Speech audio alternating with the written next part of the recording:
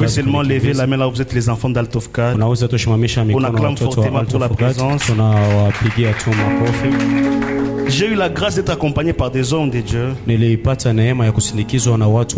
Je ne saurais pas vraiment nous présenter tous. Mais permettez-moi d'accueillir l'homme de Dieu, l'apôtre Prince. Il est jeune et je l'aime bien. Pas seulement aussi faire comme ça, on applaudit. Je suis interprété par un homme de Dieu merveilleux. Il est mon pasteur à l'église. Il est pasteur à l'église. Aujourd'hui, là, j'ai bon de m'interpréter. On acclame le docteur Joe pour son humilité. Il y a mon grand frère Joatan. Bienvenue dans le Seigneur. Il y a le prophète Cédric Cairo. Bienvenue dans le Seigneur. Il y a mon frère aussi Gervano derrière la caméra. Bienvenue dans le Seigneur. Je ne saurais pas vraiment nous présenter tous parce que le temps est tellement petit. Permettez-moi de commencer la thématique de ce soir.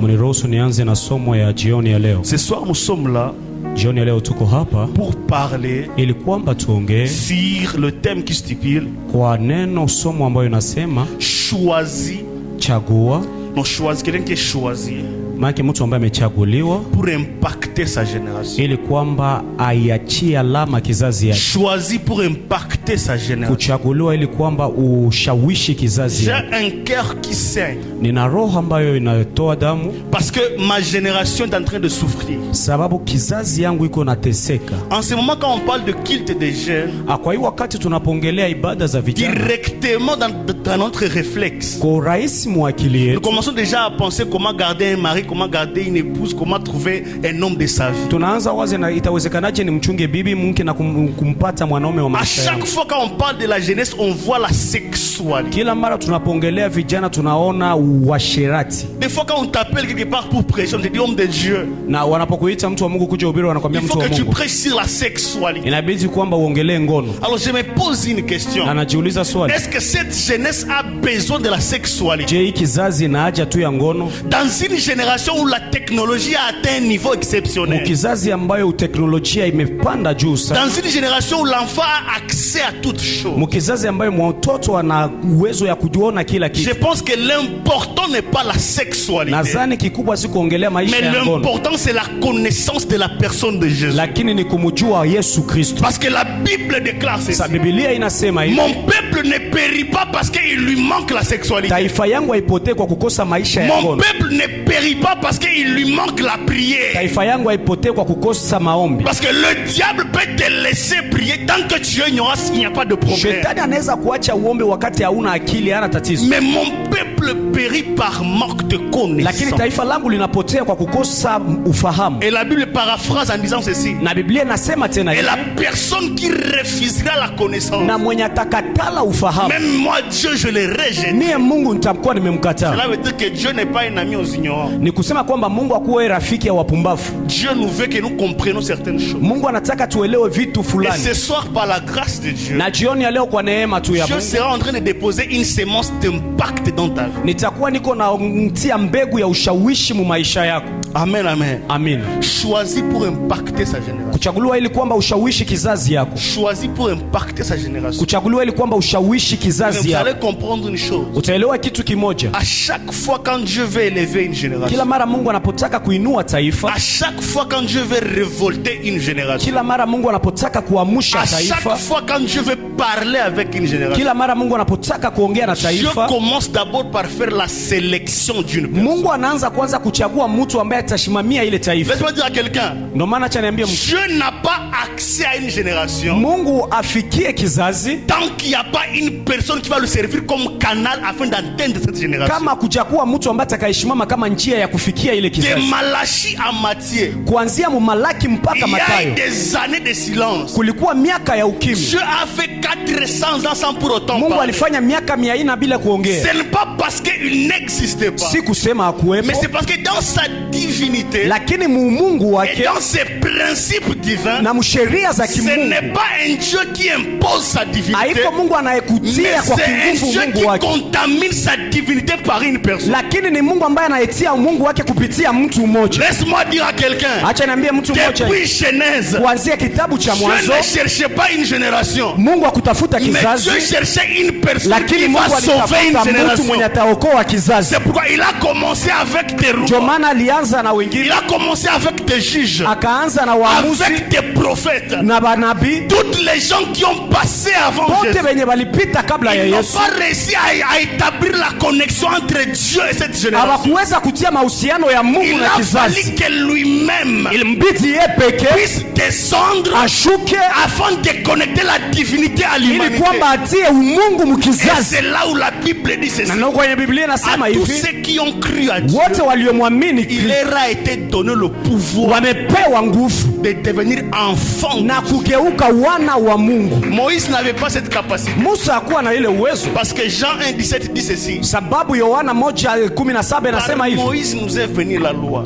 Kwa Musa kulikuja sheria. Par Moïse nous est venue la loi. Kwa Musa kulitukujia sheria. Mais par Christ nous est venue la loi. Lakini kumpitia Kristo neema ikatukujia. Dans la loi il y a nos obligations. Musheria muna mapashwa yetu. Mais dans la grâce il y a notre relation. Lakini muneema muna uhusiano yetu. J'aimerais seulement expliquer une chose. Nitaka tu nieleweshe kitu kimoja. Quand Dieu veut susciter une génération. Mungu anapotaka kuinua kizazi. Dieu s'est choisi une personne. Mungu anajichagulia mtu. Qui servira de référence en fait d'impacter positivement cette génération. Mwenye atatumika kama vile muonekano ili kwamba ashawishi kizazi yake. Et nous sommes tous à Kampala. Na shie wote tuko Kampala. Nous sommes des Congolais. Tuko wa Kongomani. Mais il y a cette génération qui dort. Lakini kuna ile kizazi yenye inalala.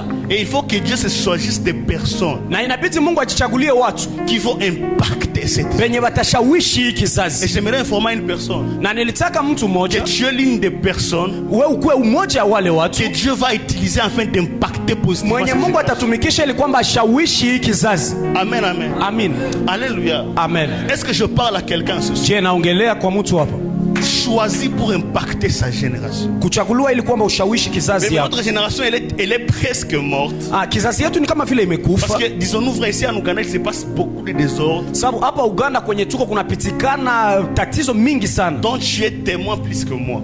Na wewe peke uko mshahidi hata kunishinda. Mais j'aimerais dire à l'église ceci. Na nilitaka niambie kanisa hivi. Tout ce qui se passe ici. Kila kenye kinapitikana. C'est l'église qui en est responsable.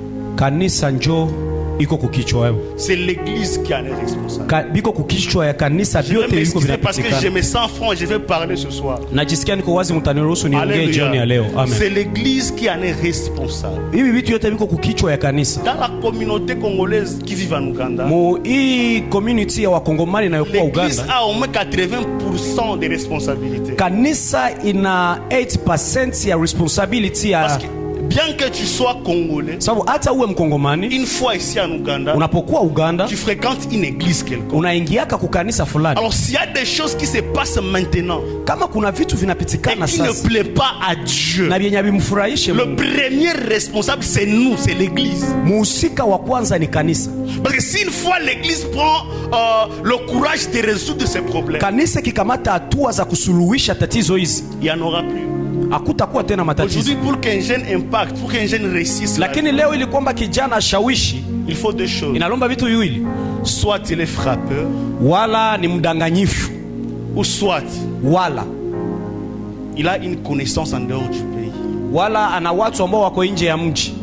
Laisse-moi dire à quelqu'un, mon frère. Acha niambie mtu mmoja hapa. Ta réussite kuweza yako ne dépend pas de quelqu'un qui vit à l'étranger. Ailingane na mtu ambaye anaishi nje. Je sais que Kampala vous allez le prendre mal. Najua Kampala mtekamata vibaya. Mais la volonté de Dieu, lakini kupenda ya Mungu, n'est pas que tu sois dépendant. Si kwamba uangalilie mtu. Parce que quand Dieu crée un homme dans Genèse, Mungu anapomuumba mwanadamu kitabu ya Mwanzo, la Bible dit ceci. Biblia inasema hivi, faisons l'homme à notre image. Tumfanye mtu kwa mfano wetu. Pour qu'il adore Dieu. Si kwamba ili atawaliwe, pas pour qu'il adore, ili si kwamba ili aabudu tafadhali, pour qu'il puisse dominer, lakini ni kwamba atawale sur toute chose qui l'a précédé. Kwa kila ambacho kilimtangulia. Laisse-moi dire à quelqu'un, acha niambie mtu hivi, tant que cette génération, kama hii kizazi, nous n'avons pas compris que bien sûr que nous irons là où ni kweli tutaenda mwinchi zingine, mais avant que nous allons là-bas, lakini kabla tujaenda, ce n'est pas seulement les États-Unis qui sont une terre. Haiko tu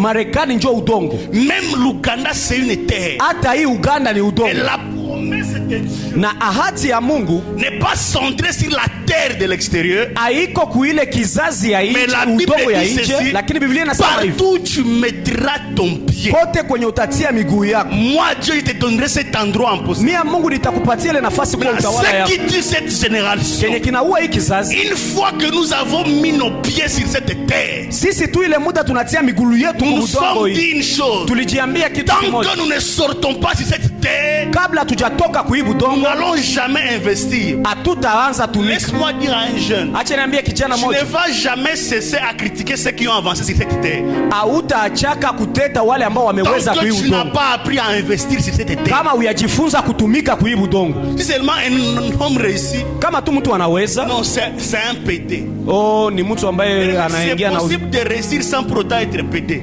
Inawezekana uweze na upendane na hisia sawa. C'est possible de réussir sans pour autant avoir un sugar mama. Inawezekana uweze na upendane na mama yoyote. C'est possible de réussir. Inawezekana kuweza sans pour autant être frappeur. Bila kuwa mdanganyifu. La réussite ne dépend pas de ce que tu fais d'illégal. Kuweza ifananane na vyenye unafanya vyenye sheria inapinga. En tant qu'enfant de Dieu, lakini kama mtoto wa Mungu, la réussite est de notre part. Kuweza ni mapashwa yetu. Mais le problème que nous avons, lakini tatizo yenye tuko nayo, tant que tu n'as pas trouvé un sugar mama, tu n'es pas à l'aise. Wakati uyapata kimama kishangazi au yajisikia uko vizuri. Tu te dis une chose, na unajiambia kitu, Seigneur, Mungu, quel jour j'ai rencontré un sugar mama? Siku gani ndakutanana na kimama? Il y a des jeunes qui prient. Kuna vijana wanaomba maombi ils se croisent avec les sugar mama, wakutane na wamama et les sugar dad na wababa. Ils font 3 jours de prière, wanafanya hata siku 3 ya maombi. Voici l'autre jeune il est déjà avancé. Mwingine kijana alishaweza. Seigneur, États-Unis Aisha Jehova, connecte-moi avec une maman. Nikutanishe na kimama. Laisse-moi dire à quelqu'un. Acha nikwambie mtu mmoja. Laisse-moi dire à quelqu'un. Acha niambie mtu mmoja. C'est possible d'impacter cette génération. Inawezekana ushawishi kizazi sans pour autant toucher à l'illégal, bila kugusa vyenye sheria na sans pour autant se mélanger avec une vie de péché, bila kujitenga, bila kujitia mu maisha ya zambi. Amina. Sortir avec un sugar mama, c'est un péché. Kutoka na wamama ni zambi. Tu vas me poser la question, c'est écrit où? Utaniuliza inaandikwa wapi? Biblia inasema hivi. Ne convoite pas une femme qui n'est pas de ton. Usimtamani mke wa jirani yako. Tu as 28 ans. Uko na miaka 28. Utakia nipiga hapa ni nyamaza. On était jeudi la fois passée. Tulikuwa siku ya 4. Un jeune vient me dire, kijana mmoja ananiambia, il s'appelle Gloire, c'est un ami d'enfance, il me connaît depuis mon enfance. Tunajuana tokea utoto. Ils étaient dans un bus. Walikuwa mu bus. Alors et il montrait à son ami mes photos, mes anciennes photos. Alikuwa anaonyesha rafiki yake picha zangu za zamani. Mes nouveaux photos. Na picha za leo. Il a grossi. Amenenepa. C'est comme s'il a déjà eu la vie ici en Ni kama vile amepata maisha pa Uganda. Un frère. Na ule ndugu que je ne connais même pas. Mwenye sijui hata. Je ne l'ai jamais vu. Siamuonaka. Il a dit qui c'est? Ni nani? Non, je connais ces jeunes. Namjua huyu kijana. Ce sont ces prédicateurs de Kampala. Ni wale wahubiri ya Kampala. Là c'est à Arua. Pale ni Arua. Mais je connais celui-ci, non? Namjua huyo. Il a des sugar mama celui-ci. Iko na kishangazi. Je vous assure, Gloire a commencé à se battre. Na ninakwambia ule rafiki yangu akaanza kugombana. Il s'est battu. Akaanza kugombana. Baba kamupika. Et puis il m'appelle à l'appel vidéo, il me dit franchement Anifani. Baadaye akaniita akanionyesha kisa amempiga. Pourquoi? Namuuliza nini? Un jeune qui vient de Kampala. Kuna kijana ambaye anatoka Kampala. A dit que tu sors avec quelqu'un, avec un sugar mama. Anasema unatoka na kimama. C'est pourquoi ta vie est comme ça. Ndio maana maisha yako iko vile. Acha niambie mtu. Tout réussite ne fait pas de l'illégal. Kila kuweza aitokane na ubaya wa sheria. Il y a des gens qui ont associé Dieu à leurs petites affaires. Kuna wenye wametia Mungu mkazi zao kidogo. Et le Dieu de faibles commencements na Mungu wa mwanzo dhaifu amebariki zile vyenye walianza. Mais laisse-moi te dire une chose. Acha nikwambie. Ne sois pas découragé dans cette ville. Usikate matumaini. Oh non, à Kampala il n'y a pas des opportunités. Oh, Kampala hakuna milango. Bien-aimé, le moment que toi tu rêves, tatizo Le moment que toi tu rêves, il y a des gens qui bâtissent ici à Kampala. Il y a des jeunes comme toi qui sont en train d'investir dans l'immobilier ici à Kampala. C'est possible de réussir dans cette ville sans toucher à l'illégal, sans avoir même des mamans qui te supportent. Mais c'est une génération qui a déjà été, je ne sais pas comment. Je ne sais pas comment. Mais une très bonne chose est que si Dieu existe, il y a des jeunes qui vont impacter cette vie. Et si Dieu existe, il y a des jeunes gens que Dieu est en train de susciter, que Dieu lui-même a sélectionné et qui vont impacter cette génération. Mais le problème c'est quoi? Le même jeune que Dieu a choisi, ils ne se connaissent pas encore. Pourquoi? Parce qu'ils viennent d'un background qui ne correspond pas à un bon futur. C'est possible. La Bible dit ceci dans Biblia inasema hivi mkitabu ya Waamuzi 11. Il y a un jeune qu'on appelle Jephthé. Kulikuwa kijana waliyemuita Yefta. La Bible précise. Biblia inasema kwa ukweli ce jeune garçon ule kijana est né d'une prostituée. Alikuwa amezaliwa mkizazi ya kutokea mwasherati. Et le fait qu'il est né d'une prostituée, na sababu alizaliwa na msherati kahaba, écarté par ce frère. Sababu alizaliwa na kahaba akatengwa na ndugu zake. La Bible précise une chose. Lakini Biblia inahakikisha kitu. Ce jeune garçon ici, huyo kijana, il était vaillant et héros en même temps. Alikuwa mpiganaji vita tena mshindi. Écoutez ce que j'aime. Sikia kenye mimi napenda. Le peuple d'Israël avait un problème. Tatizo ya Israeli ilikuwa na taifa ya Israeli ilikuwa na tatizo. Dieu les a tirés des mains des ennemis. Sa Mungu aliwatosha mikono ya maadui. Mais Israël, lakini Israeli a commencé à adorer Baal. Wakaanza kumwabudu Baal. Juge chapitre 10 la Bible déclare ceci. Biblia inasema katika kitabu ya Waamuzi. Et les enfants d'Israël ont commencé à crier à l'Éternel. Na taifa ya Israeli kaanza kumlilia Mungu. Mais non Seigneur. Na kusema Mungu. Est-ce qu'il y a une chose que l'on t'a fait de mal? Je, kuna kile tumekufanya? Écoutez le problème de cette génération. Sikia tatizo ya hiki kizazi. Christ nous a sauvés. Yesu ametuokoa. Dieu nous a épargnés. Yesu ametutenga. Mais comme merci, na aksanti tuko na mpatia. Nous avons mélangé Dieu avec Baal. Tuko tunachanga Mungu na Baal. Mais tu ne vas pas impacter cette génération. Hautashawishi hiki kizazi. Si tu ne comprends pas d'abord le problème de cette génération. Kama uelewe tatizo ya hiki kizazi. Le premier problème de cette génération, tatizo ya kwanza ya hiki kizazi, ce n'est pas la prière. Haiko maombi. À Kampala on prie beaucoup. Kampala tunaomba. Si tu pars après à Mountain on prie beaucoup. Ukienda kwenye mlima utakutana na watu wanaomba. Le premier problème de cette génération, lakini tatizo ya kwanza ya hiki kizazi, c'est le mélange. Ni kuchanga. C'est le mélange. Ni kuchanga. Nous sommes concentrés à l'idolâtrie. Tunajiwekea ile sanamu et nous avons laissé la divinité qui est dedans. Na tunaacha umungu. Et tu vas me poser une question. Na utaniuliza swali. Comment on est devenu idolâtre? Tumegeuka aje watu wa kuabudu sanamu. On n'a jamais fait des histoires comme des statues et commencé à prier. Ijapokuwa tuyatengeneza sanamu ambazo tunaanza kuziabudu. Mais l'idolâtrie n'est pas seulement le fait de se trouver devant une statue. Kuabudu sanamu tu haiko kujikuta mbele ya sanamu. Être idolâtre, kukuwa mwabudu sanamu, ne signifie pas que tu adores une statue. Haisemi kwamba tu unaabudu sanamu. Être idolâtre, lakini kukuwa mwabudu sanamu, que tu as pris la place de Dieu. Inamaanisha kwamba umekamata nafasi ya Mungu et tu l'as remplacé par quelque chose d'autre qui n'est pas. Na umepatia yengine kitu yenye haiko Mungu. La plupart d'entre nous ici, wengi katikati yetu, sont devenus des idolâtres d'HCR. Wamekuwa waabudu sanamu wa ACR. Toute ta vie, maisha yako yote, tout ton futur, ujio yako yote, tout ton avenir, ujio yako yote, tu as pris ça, unaikamata, au lieu de mettre dans les mains de Dieu, kuliko itie mu mikono ya Mungu, tu les mets dans les mains d'HCR. Unetia mu mikono ya HCR. Il y a des gens ici, kuna watu hapa, si HCR brûle, HCR kilungula, ils ne vont pas manger, hawatakula. Mais si l'église brûle, mais kanisa kilungula, ils vont dire c'est pour Dieu. Batasema ni vya Mungu. Dieu qui a donné la vision, il va encore reconstruire. Mungu mwenye alipana maono atajenga tena. Si nos vies dépendaient, ni kama vile maisha yetu, de la personne qui traite nos dossiers à HCR. Inalingana na mwenye eko natumika dossier zetu kwa HCR. Imagine tu es là et on t'appelle. Wazo uko pale banakuita. On dit la personne qui traite ton dossier, na mtu mwenye eko na file yako, il a un problème des mains. Iko na tatizo ya mkono. Bien aimé, Ndugu yangu, même si tu n'as jamais opéré dans le miracle, hata kama uyafanya miujiza, ça sera ton premier miracle. Ile itakuwa muujiza wako ya kwanza. Tu vas dire seulement à la personne, utaambia yule mtu, donne-moi lui sur téléphone. Munipatie kusimu. Et toi frère, na wewe ndugu, je parle avec ta main. Mimi naongea na mkono yako. J'ordonne à ta main de faire. Naambia mkono yako ifanye. Et sa main va se réparer. Na mkono yake itatengemana. Parce que c'est une prière faite avec foi. Juu ni maombi yenye imefanyika na imani. Dieu c'est un Dieu de principe. Na Mungu ni Mungu wa masheria. Na acha niambie, cette jeunesse va être sauvée. Itaokolewa. C'est quand nous allons quitter dans la prison. Ni wakati tutatoka mfungwa. L'espérance à HCR. Ya kutumainia HCR. Notre Jésus est plus fort que OIM. Yesu wetu ni mkubwa kushinda OIM. Ton intimité avec Dieu. Mahusiano yako na Mungu est plus fort que ce que tu es parti faire. Iko nguvu kushinda yenye umeenda fanya mkambi. C'est possible que OIM ferme le port. Inawezekana OIM ifunge milango. C'est possible que HCR ferme le port. Inawezekana HCR ifunge milango. Tant qu'on a Jésus dans le cœur. Lakini wakati tungali na Kristo mroho zetu, à quoi de gagner tout le choses. Itakufalia nini kuweza yote ya dunia? Afin de perdre upoteze nafsi yako. Mon âme est plus nafsi yangu ni ya maana kushinda Ulaya.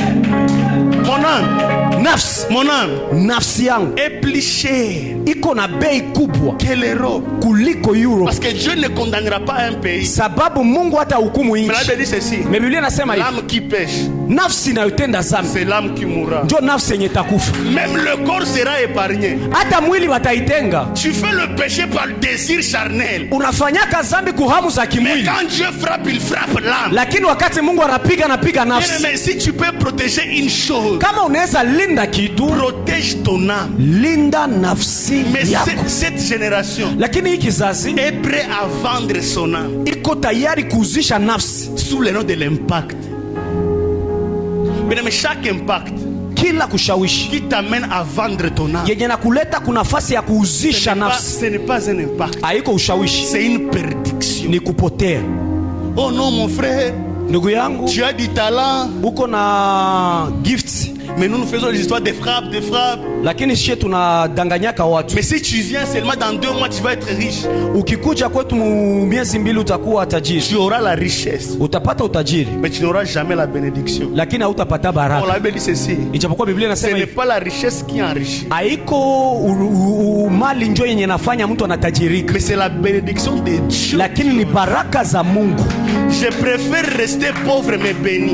Bora nibakie masikini mwenye anabarikiwa. Parce que si la bénédiction est sur moi, sababu kama baraka ziko juu yangu, je ne finirai jamais esclave mais je finirai seigneur. Sitamalizaka mtumwa mais nitamaliza bwana. La différence entre la bénédiction et la richesse c'est ceci. Utofauti ya baraka na mali, la richesse, mali est donnée au matériel. Ni mali unahesabia ku vitu vyenye uko naona. On compte la richesse par le matériel. Tunasabia mali kulingana na vyenye mtu uko nayo. La bénédiction de Dieu, lakini baraka ya Mungu, c'est la sémence des sources d'une bénédiction aux autres qu'il dépose. Ni mbegu yenye Mungu anapanda muwe juu ibariki watu wengine. La Bible dit ceci. Na ndio maana Biblia inasema et Dieu bénit Abraham. Mungu akamubariki Abraham. Dieu, comment tu bénis Abraham? Utajiuliza Mungu libariki Abraham. Abraham a des troupeaux. Abraham iko na vifugo. Abraham c'est un milliardaire. Abraham iko na vitu. À l'époque d'Abraham il était tellement riche. Kuile wakati Abraham alikuwa tajiri. Et Dieu bénit Abraham. Lakini Biblia inasema na Mungu akambariki Abraham. La bénédiction d'Abraham n'est pas le chose. Ni kusema baraka ya Abraham haiko vitu. La bénédiction d'Abraham c'est Isaac. Lakini baraka ya Abraham ni Isaka. Parce que Isaac n'est pas seulement un enfant. Sababu Isaka haiko tu mtoto. Mais c'est une source d'une forte descendance. Mais Isaka ni chemuchemu ya kizazi kubwa. Et le problème n'est pas seulement Isaac. Na tatizo haiko tu Isaka. Parce que dans Isaac il y a aussi Jacob. Ni sababu mu Isaka pia muko Yakobo. Et ce que j'aime la Bible dit ceci. Na kenye mimi napenda Biblia inasema hivi. Au moment où Abraham offrait wakati Abrahamu alikuwa yuko natolea Melkisedeki, Levi offrit avec lui. Lawi naye akatoa pamoja na Abrahamu. Inasema hivi, Abraham tu ne marches pas seul. Abrahamu hautembee wewe peke. Dans ton rein tu marches avec Isaac. Muzazi wako uko natembea na Isaka. Mais Isaac aussi ne marche pas. Mais Isaka naye muzazi yako yuko natembea yeye peke. Tu marches avec Jacob. Yuko natembea na Yakobo. Jacob tu ne marches pas. Yakobo na wewe uko natembea wewe peke. Dans ton rein tu marches avec muzazi yako na uko natembea na Lawi. Au moment où Abraham wakati Abrahamu anatoa, Levi est en Lawi naye iko natoa. Laisse-moi dire à quelqu'un. Acha niambie mtu hivi. La richesse touche la personne. Baraka inagusa mtu. Mais la bénédiction touche la génération.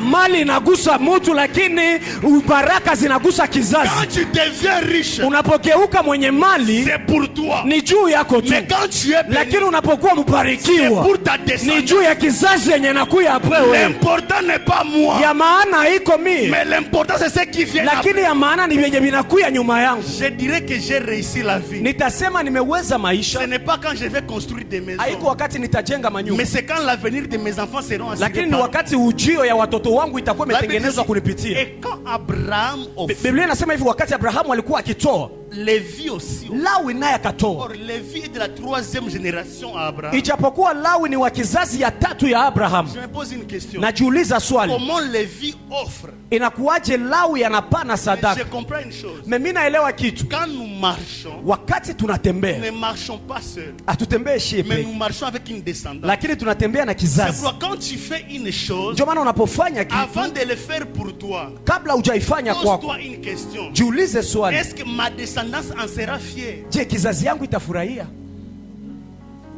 Il est beau, bien sûr. Le frère est beau. Unaweza kuwa mzuri, Le frère, ule kaka mwenye uko apendana naye anaweza kuwa mzuri, il te dit que si on va coucher avec toi, anakuambia ndalala na wewe, oui, c'est une très bonne chose. ni kitu kizuri, Je ne vais pas te mentir. sitakudanganya. Il y a un plaisir caché au sexe. Kuna kuwaka acha buzuri yenye nafichwa mu Mais la tendo la question est ndoa, celle-ci. lakini swali ni Est-ce que ma descendance est fière? je, kizazi yangu inafurahia? Il y a d'autres choses qu'on ne fait pas. Kuna vitu vingine hatufanyake, Pas parce que nous ne voulons pas. haiko juu hatupendi, Mais quand on voit notre descendance, lakini tunapoangalia on se kizazi dit, yetu Seigneur, tunasema pour Mungu, l'amour de notre descendance, kwa kumaana tunapenda kizazi on ne yetu, va pas faire. hatutafanya hivi. Mieux vaut que la relation finisse, Bora mahusiano ishi, mais que ta descendance soit sauvée. lakini kizazi yako iokolewe. Problème avec la génération Tatizo na hii kizazi et les descendances, na kizazi c'est que pia, si toi tu as fait une chose, kama wewe umefanya kitu, cette chose c'est une sémence. ile kitu unafanya ni mbegu, Ta descendance va payer, kizazi yako italipa, mais elle ne paiera pas la sémence. lakini haitalipa mbegu. Quand on a semé, Wakati on umepanda paie avec les récoltes. tunalipa na mavuno, Et le problème avec les récoltes, na tatizo ya on mavuno, peut semer une graine, unaweza panda mbegu mais moja, quand on récolte, lakini wakati on unavuna, récolte une moisson. unavuna mavuno. Tu peux coucher avec un simple frère de l'église, Unaweza lala na kaka tu wa mkanisa, mais quand ton enfant va payer, mais siku mtoto wako atalipa, il ne va pas coucher avec un frère. hata lala tu na kaka wa Parce qu'un mkanisa frère c'est une semence que sa mère a semée. juu kaka wa mkanisa ni mbegu mama yake Lui, alipandaka, il va coucher avec une moisson. yeye atalala na mavuno. C'est bon, attends, dada msaidizi. Maana yake atakuwa kupatia patia watu kuwasaidia msafari, Elle n'a pas de problème. ana tatizo, Elle a un bon cœur. iko na roho mzuri, Elle est tellement ouverte. iko tu wazi yake, Il suffit seulement que tu toques. inalomba tu ugonge. Des fois, le problème, ce n'est pas elle. Mara mingi tatizo haiko Il y yeye, a la sémence. kuko ile mbegu. Et à chaque fois, quand on combat le résultat, Na kila wakati tunapopiganisha matokeo on oublie de combattre la sémence, na tunasahau piganisha mbegu, on fait un problème. tunafanya tatizo. Depuis que tu as commencé à couper les liens de la famille, Ndio maana tokea ulianza katana na zile jusqu'à kamba za maintenant, jamaa, les liens sont toujours là. mpaka saa hii kamba Le zingali tu. problème, c'est quoi? Tatizo ni nini? C'est parce que toi, tu combats les liens, Wewe uko tu unagombanisha mais makamba, tu oublies de combattre la mais source. unaacha chemuchemu. La source vient du diable. Chemuchemu inatokea kwa La shetani. solution n'est pas ton offrande sur l'autel. Suluhisho haiko kwanza La sadaka zako kwa solution, c'est le madhabahu. sang qui a été versé à la croix. Suluhisho kwanza ni damu iliyomwangika Toi, tu msalabani. donnes ton argent, Wewe unapana pesa mais tu ne zako, te connectes pas à la croix. lakini haujipane Chaque kumsalaba. argent sans connexion à la croix, Pesa bila uhusiano na msalaba c'est une aide. ni kusaidia Tu kanisa, aides l'église à unasaidia avancer. kanisa kuendelea. Quand tu te connectes à la Lakini croix, wakati unajitega la msalaba, croix ne voit même pas ton offrande. msalaba kwanza ione La masadaka croix yako, voit la sincérité de ton cœur. msalaba inaona ukweli Et ya roho c'est là yako. où la Bible dit ceci. Na njoo kwenye Biblia inasema hivi, Je ne suis pas venu apporter la paix. sikuleta amani, Je suis venu avec l'épée nilikuja na mpanga afin de couper un fils à son ili kwamba père. niwatenganishe mama na mtoto. L'œuvre de la croix Kazi ya msalaba nous a détachés de la malédiction ilitutosha muzile lahana za kizazi. Si je te prêche l'argent, Nikikuhubiri je pesa ne te présente pas la croix. na sikuonesha Je msalaba, te demande à m'aider à payer une nouvelle veste. utanisaidia kuuza vasi Mais mpya. si je te prêche la croix, Lakini nikikuhubiri msalaba, tu ne m'as pas apporté une hata veste. kama ukuniletea vasi Le mpya, Dieu qui paye ses serviteurs me mwenye payera. analipaka watumishi yake Et toi, tu atanilipa, recevras la connexion avec Dieu. na wewe utapokea mahusiano na Mungu. Ça me servira à quoi? Itanisaidia nini? Yote mngie kumstari. Nous commençons à briser les liens de la famille. Tunaanza vunja zile kamba za kijamaa. Ta génération a un Kizazi problème. iko na tatizo, Amène 100 000. leta 100,000. Ma question est celle-ci.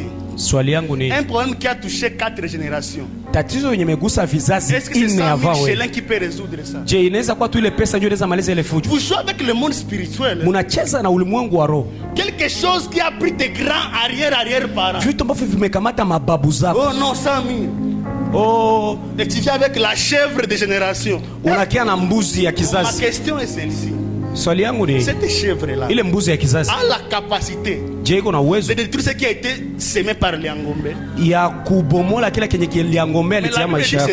Biblia inasema hivi, il y a un sang qui a été versé à Golgotha. Kuna damu iliyomwagika Golgotha. Son prix vaut une vie d'un jeune garçon de 33 ans. Bei yake ni et quand elle est versée sur nous, na wakati ile damu ya ule mwanaume wa miaka 33 na mwangika kwetu haitoshake tu laana, mais ça nous ôte de cette malédiction là, mais inatutosha pia mwinji ya ile laana. Et je suis en train de prier à cette génération, na ndio maana niko naombea hii kizazi, recevez la croix de Jésus, pokea msalaba wa Kristo, car par celle-ci seulement tu recevras la délivrance. Kwa kupokea tu msalaba utapokea ufungulivu. Je ne sais pas si j'ai vexé quelqu'un. Sijua kama nimemkwaza mtu. À propos de l'offrande, kupitia sadaka, je n'ai pas dit à quelqu'un de ne plus offrir à Dieu. Siseme mtu asikuwe na toa. La Bible dit, Biblia inasema hivi, muagano jipya, offrez par libéralité. Mupane hapana kwa kushurutishwa, me kwa kupenda. Par libéralité. Kwa kujisikia. J'aimerais dire à quelqu'un, nilitaka niambie mtu, quand tu offres par libéralité, unapomtolea Mungu kwa kujisikia, il y a une bénédiction que Dieu accorde sur toi. Uko na baraka yenye Mungu anatia juu yako. Nous donnons un dixième. Unaweza sema shetu tunapanaka moja ya 10. Je connais un frère. Mimi najua ndugu. Lui il a dit ceci. Yeye alisemaka hivi. Dieu m'a déjà béni. Mungu alishanibariki. Moi je ne donne pas un dixième. Sitapana moja ya 10. Je vais donner 40%. Nitapana zaidi ya moja ya 10. J'ai dit au frère. Nikamwambia ule ndugu hivi. 40%. Zaidi ya moja ya 10. On est Mungu kulomba tasi les autres. Mais selon lui, kulingana na yeye, par rapport à l'amour qu'il a en son Dieu, kulingana na ile mapendo yenyewe kwa Mungu wake, anasema moja ya 10 ni ya kidogo. On offre bien c'est quand on offre par révélation. Banatoaka mzuri wakati unatoa kwa ufunuo. Cette génération doit guérir. Ikizazi elle doit guérir. Inabidi ipone. Elle doit guérir. Inabidi ipone. La Bible dit ceci. Na Biblia inasema hivi, le peuple d'Israël, taifa la Israeli, s'est détourné de Dieu, likajitenga na Mungu, afin de se connecter à Baal, ili kwamba wajitege Bali. C'est le même problème avec cette génération. Ndio tatizo ya kizazi. Nous avons laissé Dieu, tuliacha Mungu, et nous sommes tournés à Baal. Na tukageukia Bali. Qui est Baal? Bali ni nani? Vous allez comprendre une chose, que dans la mythologie mésopotamienne, muile tabia za wa Mesopotamia, Bali était le dieu de la terre. Alikuwa Mungu wa bulongo. Il jouait avec la fécondité de la terre. Alikuwa Mungu wa walimaji. C'est pourquoi quand Élie a voulu punir, ndio maana Eli alipotaka kupiga, il a fermé la pluie. Akafunga mvula. Pourquoi? Juu ya nini? En fermant la pluie, kufunga mvula, il fermait la force de Baal. Akafunga nguvu za Bali. Parce que Baal lui joue avec la fécondité de la terre. Bali ni Mungu wa walimaji. Alors notre problème, na tatizo yetu, nous avons laissé Dieu, tunaacha Mungu pour Baal. Juu ya Bali. Qui est le Baal de cette génération? Bali wa kizazi ni nani? Le Baal de cette génération c'est l'argent. Bali wa kizazi ni pesa. L'argent c'est la productivité de la terre. Pesa ndio zinatembeza dunia. Nous avons laissé Christ à cause de l'argent. Mais tumeacha Kristo juu ya pesa. Le ministère de cette vie, le ministère de cette vie, huduma ya hii nchi a laissé Christ à cause de l'argent. Ishaacha Yesu juu ya pesa. Tu appelles quelqu'un pour venir prêcher. Unamuita mtu akuje hubiri. Il te dit, anakwambia, frère, avec tout mon onction, mimi na upako yangu yote, sans une enveloppe je ne viens pas. Bila kibarua siwezi kuja. Clairement, kwa ukweli tu. On a déjà appelé quelqu'un avec le docteur. Tulishawahi kumuita mtu sisi. Le frère nous dit c'est un frère à nous. Mais il nous dit ceci. Lakini anatuambia hivi, pour que moi j'arrive là-bas, ili kwamba mimi nifike kule, est-ce que vous avez déjà préparé mon terrain? Je mulisha nitayarishia nafasi. Tout comme a dit c'est que le mukutano mais ouais. Et puis il nous dit ceci. Na anatuambia hivi, est-ce que l'hôtel est déjà prêt? Mazabao iko tayari. Un frère m'a dit, frère, acha tu haya baki kule. Mais j'ai dit ceci, au moins nikasema hivi, acha tu akue. Au moins qu'il vienne. Acha tu akue. Qu'il voit comment les gens servent avec amour. Aone gisi watu wanatumikia Mungu na upendo. 110 francs mais tu prêches. Bila pesa mais unahubiri. Des fois c'est toi qui donnes ton argent. Kwa wengine sisi ndio tunapana pesa zetu. Amen, amen. Amen. Alléluia. Alors le problème de cette génération, lakini tatizo c'est parce que la terre bulongo a pris le devant avant le service. Ilisha kamata mbele ya kazi. Bien sûr que l'œuvre de Dieu paye. Ni kweli kazi ya Mungu inalipa. Mais Dieu ne nous a pas appelé pour faire le recouvrement forcé. Lakini Mungu akutuita tuko tunalipisha kwa kinguvu. Alibambo tulipishie sasa. Si c'est lui qui t'a appelé, kama ni ndio alikuita, il sait comment il va te payer. Anajua atakulipa namna gani. Même s'il paye, hata kama analipa, même s'il ne paye pas, hata kama alipi, l'évangile va être prêché. Injili itahubiriwa. Parce que l'évangile ne dépend pas du paiement que Dieu. Injili haitokana na benye atatupatia. Ça dépend de l'appel et la mission que Dieu nous a donné. Lakini natokana na kazi na aliko yenye alitupatia. Bali de cette génération c'est l'argent. Bali wa hii kizazi ni pesa. Aujourd'hui nos sœurs, badada yetu leo sont en train de faire des histoires qui ne sont pas croyables. Biko nafanya vitu vyenye viwezi eleweka. Ce n'est pas à cause du nom. Haiko juu ya jina. À cause de l'argent. Pesa tu. Ce n'est pas seulement nos sœurs. Haiko tu badada. Il y a aussi nos frères. Na wakaka yetu pia. Qui sont devenus des sœurs. Balisha geuka badada. À cause de l'argent. Juu ya pesa. Imaginez baba mzima un frère qui part aux pharmacies. Waza tu wewe ile miaka yako naenda kwa fasi ya kuzisha dawa. Pour acheter un pampers. Ili kwa mbona uuze hii wanavalisha mtoto pampa. Frère. Kaka. Frère. Kaka. Et puis tu précises. Na unasema kwa ukweli. Ya bakulu, ya bakulu. Pampa ya bakubwa, ya bakubwa. Mais quand le diable donne, Shetani wakati anapana, il donne avec des conditions. Anapanaka na masharti. Quand Dieu donne, lakini Mungu anapopana, anapanaka na uhuru. Il faut attendre le temps de Dieu. Ndio maana inabidi kuchunga muda ya Mungu. Quand c'est le temps de Dieu, so, wakati ni muda ya Mungu, personne n'est derrière toi. Hakuna mtu mweko nyuma yako. Mais quand c'est le diable, lakini wakati ni shetani, il y a nos frères qui souffrent papa. Kuna wakaka yetu wanateseka. Oh non, le gars ni frapper ngwana makuta. Faut pas que maisha naishi. Angalia sasa frapper maisha yenye anaishi. Il ne reste pas à un endroit 2 mois. Hawezi bakia kuna fasi miezi mbili. Pas parce qu'il n'aime pas l'endroit. Haiko juu apendi ile fasi. Si on me raconte ici. Juu anajua kinibana hapa. À cause de quoi? De l'argent. Juu ya pesa. S'il y a l'ennemi, le virus qui tue l'église aujourd'hui. Kama kuna ile virus yenye naua hii kizazi. C'est pas le manque de prière. Haiko kukosa maombi. C'est l'amour exagéré à l'argent. Ni upendo ya kupitisha juu ya pesa. Quand il n'y a pas l'offrande, kwenye hakuna sadaka, même le pasteur n'a plus le courage de prier. Hata mchungaji hana nguvu tena ya kuomba. Naomba lakini kupale vitu kufo. Mpendo, c'est ce qu'on appelle le parcours du ministère. Ndio tunaita njia ya huduma. Dans le parcours, il y a un endroit qu'on appelle le désert. Muhuduma kuna nafasi wanaita jangwa. Tu ne peux jamais échapper au désert. Hauwezi kimbia jangwa. Et à chaque fois quand tu voudras échapper au désert, na kila mara unapotaka kukimbia jangwa, tu finiras par construire un veau d'or. Utajijengea sanamu. Et quand tu construis un veau d'or, na unapojijengea sanamu, Dieu ne te repère plus dans son radar, il te voit comme un mélange. Mungu hata kuona tena mumecho yake, anaanza kuona kama mwangaishi. Na Biblia inasema hivi, si tu n'es ni chaud, kama hauna moto ni froid, hauna na baridi, moi je te vomir. Mie Mungu nakutapika. Le mélange, kuchanga, l'ennemi de cette génération, adui wa hii kizazi, grâce à Bali, juu ya Bali, nous sommes mélangés à l'argent. Tulishajichanga na pesa. Aujourd'hui l'église qui réussit, leo kanisa yenye naweza, on commence par compter par rapport à l'offrande qui entre. Tunaanza sabia sadaka zinaingiaka. On t'appelle muingiza kwa ngapi muibada mono, muingiza kwa ngapi muibada mono, il va kuingiza muibada mono. Cette génération, hii kizazi, oh non, je suis le général. Mie ndio general. Et c'est qui tue cette génération? C'est les réseaux sociaux, homme de Dieu. Parce que quand nos pères nous enseignaient l'évangile, ils ne nous ont pas parlé de l'argent. Mais quand nous sommes partis aux réseaux sociaux, c'est là où ces histoires ont commencé. Oh non, moi je suis un grand prophète. J'ai été accueilli comme ça dans une ville. Et toi tu te dis, moi je parle plus que ce prophète. J'ai l'onction plus que lui. Mais moi quand on m'accueille, c'est un protocole. Non, avec mon onction, non, il faut que ça cesse. Bien aimé, ça va cesser. Parce que la Bible dit ceci. Si tu pries pour qu'on te voit, tu auras ta récompense. Dieu n'a pas de problème. Si tu veux que tu sois reçu de cette façon, tu seras reçu de cette façon. Mais tu ne travailles plus au compte de Dieu. Parce que la différence entre un faux et un vrai prophète, ce n'est pas une prophétie ratée, mais c'est le maître que tu sais. Quelqu'un peut donner une vraie prophétie, c'est un bon prophète. Oh non, moi j'ai reconnu un prophète. C'est quand la chose s'accomplit. Ça peut s'accomplir et c'est un faux.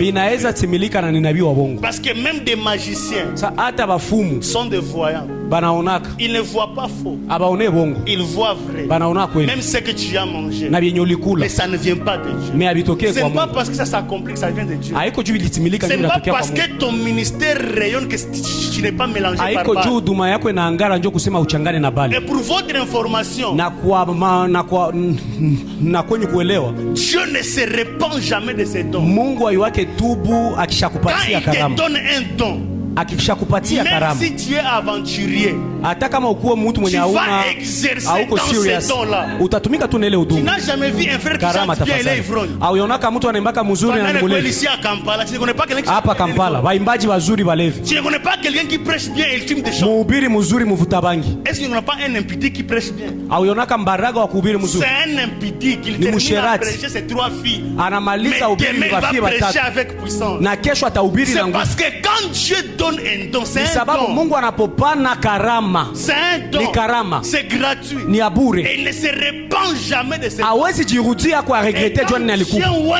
Na Mungu anapompaka mtu mafuta. C'est pour une mission. Ni kwa kazi fulani. Ce n'est pas pour un service. Haiko kwa ni kwa lengo fulani, haiko kwa kazi fulani. Tu peux travailler sous l'onction mais jamais dans l'onction. Ndio maana unaweza tumika chini ya upako lakini hapana muupako. Parce qu'il y a la dimension l'esprit du Seigneur est sur moi. Juu kuna ile hatua ya roho wa Mungu iko juu yangu. Il m'a oint pour annoncer. Amenipaka ile niwaambatie habari njema. Tu peux annoncer la bonne nouvelle et tu unaweza tangaza habari njema na uko mbaraga. Mais dans la deuxième dimension. Lakini muhatua ya pili. Ce n'est plus moi qui vis. Haiko mie tena njoo naishi. C'est Jésus qui vit. Mais ni Kristo njoo anaishi ndani yangu. Même si tu ne prêches pas. Hata sihubiri. Même si tu ne prêches pas. Hata sihubiri. Il y a ta couronne au ciel. Kuna couronne yako mbinguni. La couronne n'est pas réservée aux prédicateurs.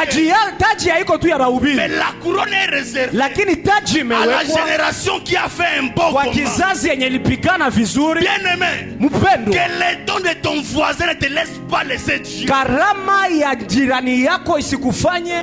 Parce qu'il peut tomber, bien-aimé. Isikufanye unaanza angalia kwa Mungu juu anaweza anguka. Il peut tomber, bien-aimé. Anaweza anguka. Que ça ne te décourage pas. Isikukatishe tamaa. Concentre-toi à Dieu que tu as réussi. Angalia Mungu. Et le même Dieu en son temps. Mwenye ulipokea na ule Mungu kumuda yake. Te fera impacter ta génération. Atakufanya ushawishi kizazi yako. On n'impacte pas sans Christ. Abashawishi yake bila Kristo. On n'impacte pas sans Christ. Abashawishi yake bila Kristo. Chaque réussite où Christ n'est pas dedans, ce n'est pas une réussite. Kila kuweza yenye Kristo haiko ndani haiko kuweza.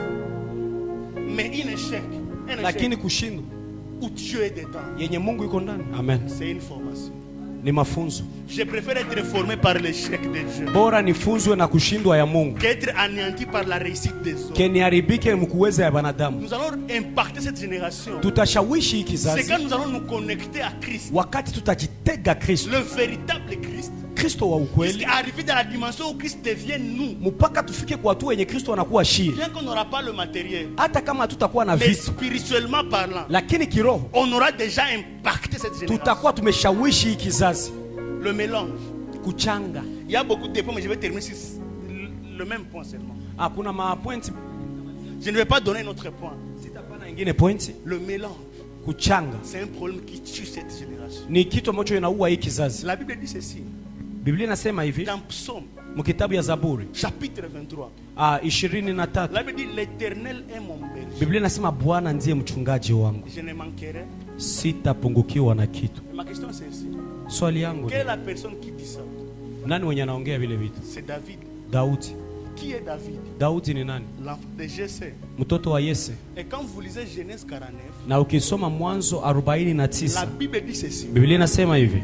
Quand Jacob bénissait ses enfants. Wakati Yakobo alikuwa anabariki watoto wake. Arrivé à Juda, il a prophétisé. Anafika ku Yuda anatabiri kitu. Il a dit à Juda. Anaambia Yuda. Toi tu es un lion. Uko simba.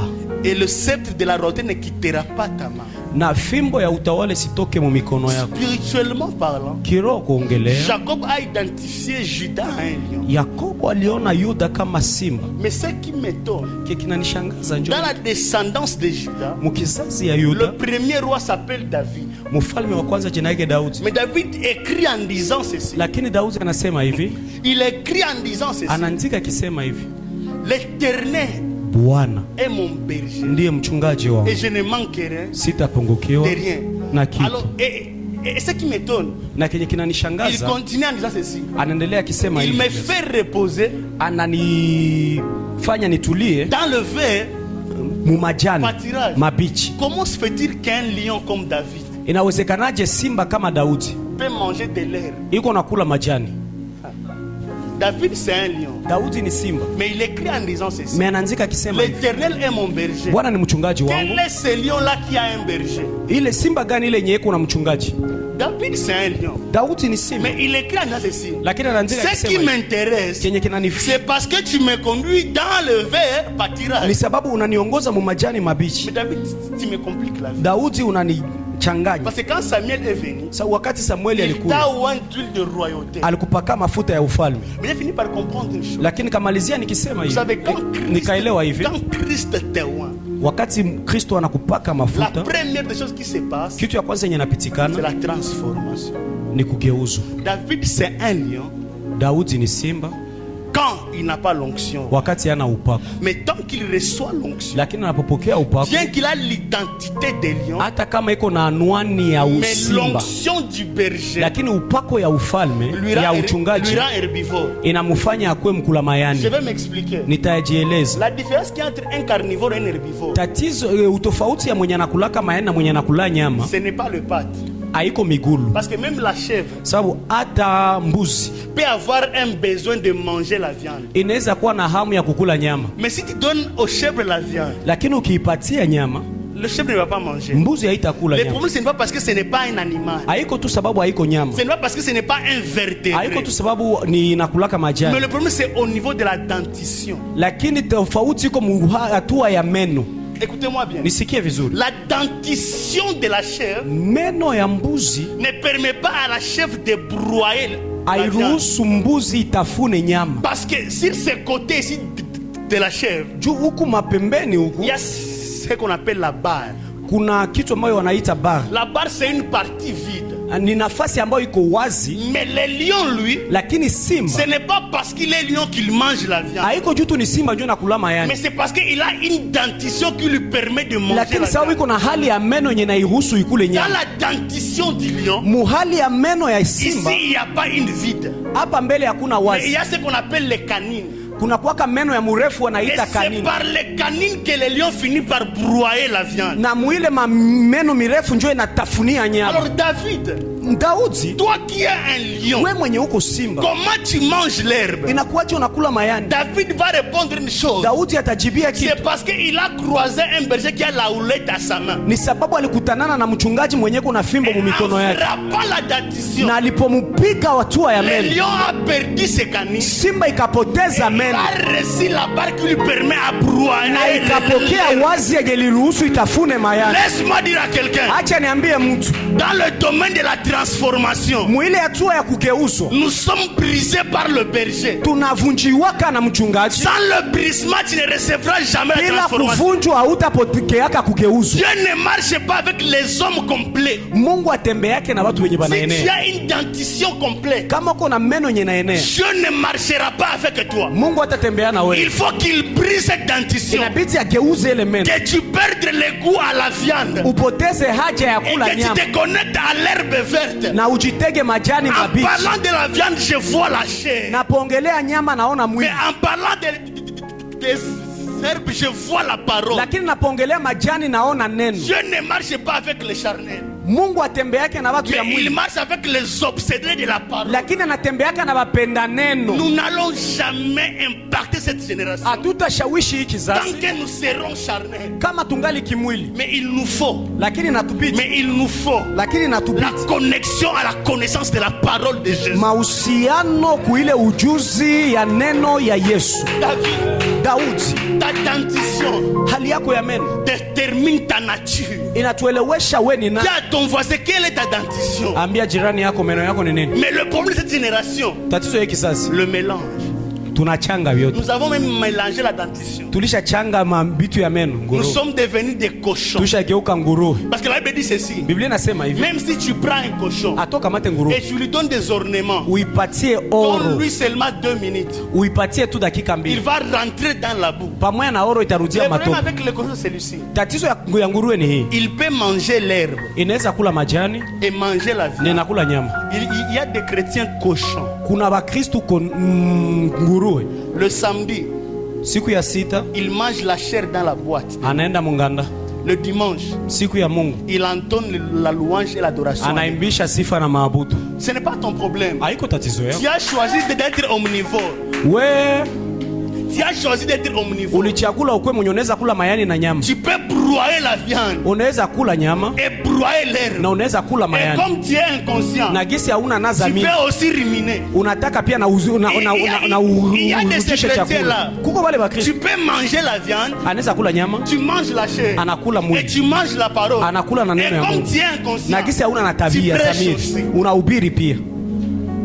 Ton problème c'est une chose. Tatizo yako ni moja. Après 2 minutes, baada ya dakika mbili, ta place, fasi yako, c'est dans la boue. Ni mumatope tu. Dans le monde spirituel, il n'y a pas de camps. Mulimwengu wa kiroho hamuna kukua fasi mbili. Soit tu es chrétien, wala uko Mkristo, soit tu ne l'es pas, wala uko mpagani, soit tu es carnivore, wala uko mkula nyama, soit tu es herbivore, wala uko mkula majani. Quand Christ est venu, il est venu comme l'agneau. Wakati Kristo alikuya kama kondoo, mais siku ya hukumu viendra comme le lion. Atakuja kama simba. Les canines est réservé aux gens qui jugent. Na ile meno ya mrefu ni ya watu wenye hukumu. La Bible dit, qui es-tu pour juger l'autre? Biblia inasema wewe ni nani juu hukumu mwingine? Cette génération, hii kizazi, après avoir s'attaché au mélange, badala ya kujitega kuchanga, nous sommes devenus des justiciers.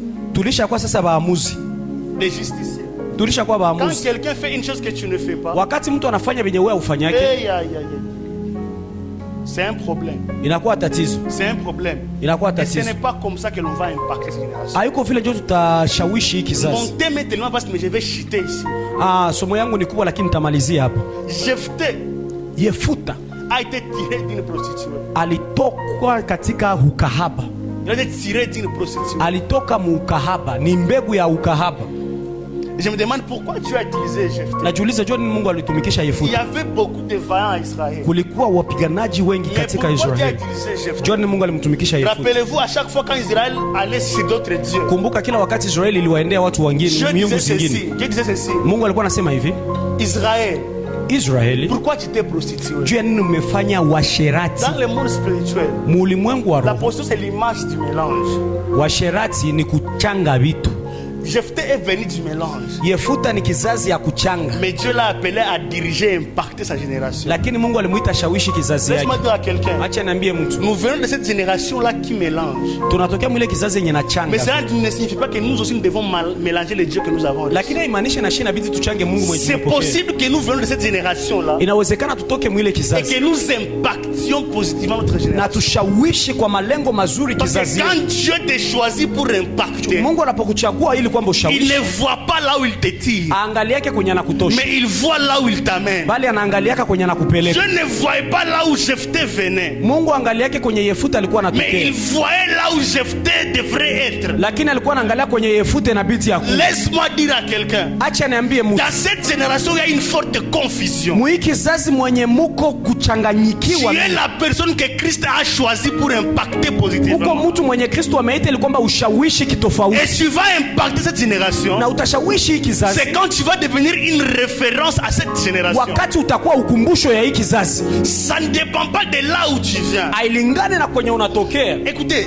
sikia, avec ces mêmes pieds pamoja tu na ile miguu qui finit à faire l'avortement yenye nenda tosha mimba et le sang qui coule na damu inamwangika. Je suis là pour dire à une personne, niko hapa tu niambie mtu, c'est avec ces mêmes pieds là ile miguu que Dieu Mungu va faire tourner des nations afin de prêcher son évangile.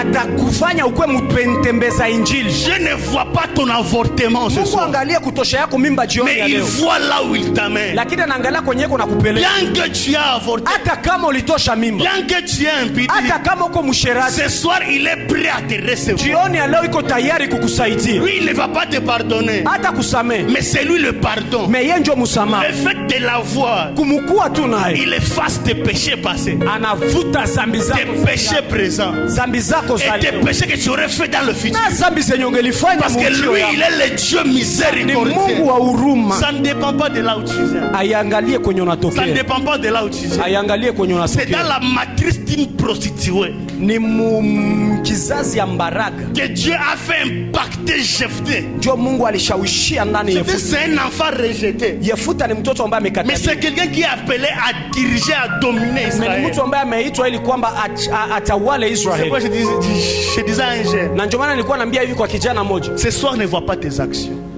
Jioni leo usione matendo yako. Ne vois pas tes actions. Usione matendo yako. Si tu vois tes actions, ukiona matendo yako, tu ne suivras jamais Christ.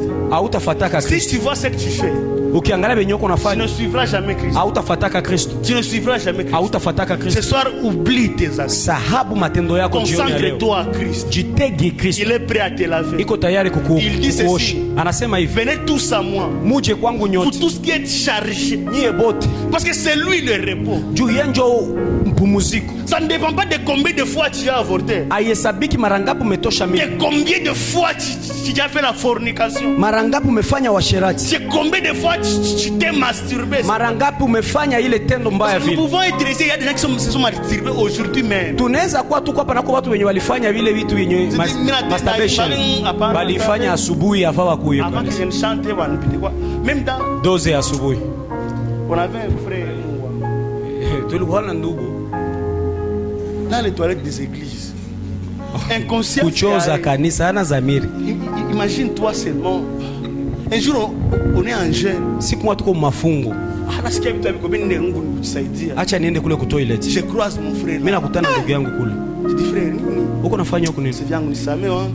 Nisamee baba. J'ai déjà essayé mais nishapima lakini nikamwambia ndugu, tant que tu continueras à essayer, wakati utaendelea tukupima, tu ne laisseras jamais. Hautaachaka. Bien aimé, mpendo, par tes propres efforts, kwa nguvu yako, tu ne réussiras jamais à vaincre le péché. Hautawezaka na dhambi. Tant que tu forces à laisser, wakati uko unajikaza kuacha, tu ne laisseras jamais. Hautaachaka. Mais c'est par la puissance du Saint, lakini ni kwa nguvu ya Roho Mtakatifu que nous parvenons à laisser le péché. Ndio tunafika kuacha dhambi. Si tu veux laisser le péché, ndio maana ukitaka kuacha dhambi, au-delà de ta décision, yule ya maamuzi yako, attache-toi à la personne de Jésus. Jitege ile utu wa Kristo. Parce que c'est lui seul. Juu yeye peke. C'est lui seul. Yeye peke tu. Qui peut ndio anaweza te tirer de l'addiction sexuelle, kukutosha muile tabia ambayo imekulemea ya busherati. Même si tu pries 40 jours, hata uombe siku 40, tu t'enfermes, ujifungie, le 38e jour, ile siku ya kulaga ile sio unatamaliza maombi, tu vas même te masturber là-bas. Ndio utafanyia dhambi kule kule kulijifungia. Tes efforts, nguvu zako, tes efforts, nguvu zako ne te délivrera jamais du péché. Azita kutoshaka muroho ya dhambi. Apprends à construire une relation avec Christ. Lakini jifunze kutengeneza mahusiano na Kristo. Et la relation avec Christ, na mahusiano pamoja na Kristo, t'empêchera à faire, itakuepusha kufanya. Utakuwa unashituka après 2 ans, quelle était ma dernière fois? Siku yangu ya mwisho kufanya ile dhambi. Tu ne te souviens même plus. Haukumbuke hata. Ce n'est pas parce que tu es fort. Si tu sababu una nguvu. C'est parce que tu as accepté à ne plus vivre pour que Christ vive en toi. Uliamua kuishi maisha mengine sababu Kristo yuko ndani yako. Tant que tu n'es pas mort, wakati haujakufa, tu ne laisseras pas le péché. Hautaachaka dhambi. Accepte de mourir. Itika kuacha dhambi. Accepte de mourir. Itika kuacha dhambi. Et de laisser à Christ prendre le contrôle de ta vie. Na kuachia Kristo akamate maamuzi ya maisha yako. Lui-même t'essuiera de ce péché. Yeye peke atakuosha na zile dhambi. On ne va pas impacter avec le péché. Hatutashawishi hiki kizazi kitofauti na dhambi. Après avoir péché comme ça, waza baada ya kuhubiri hivi, nijikunjie mkamoya huu, tujikunjie mkamoya,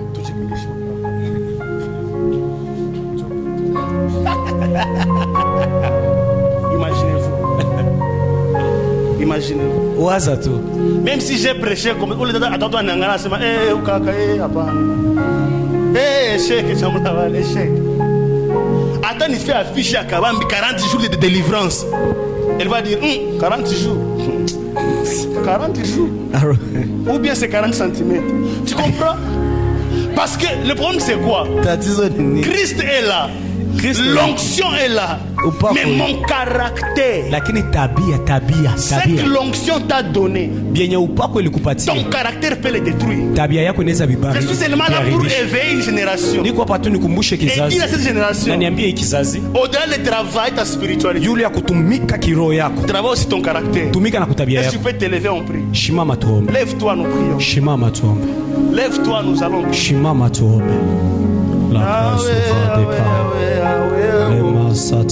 Écoutez, ce soir, Dieu est en train de transformer la vie d'une personne. Dieu est déjà allé dans des cultes des jeunes.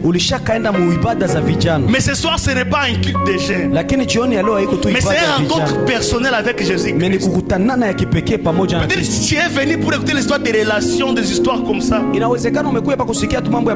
Mais Christ te voulait. Christ te voulait. Tu as déjà combattu contre la masturbation,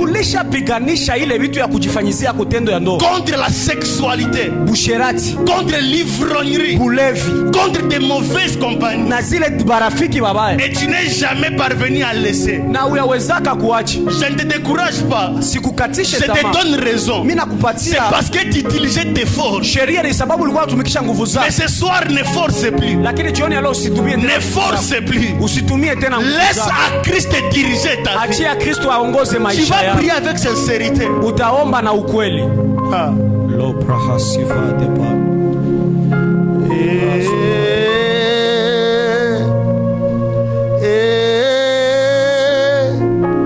Victory belongs to Jesus.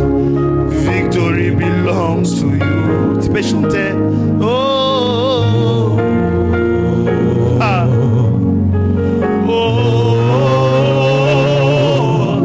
Victory belongs to Jesus.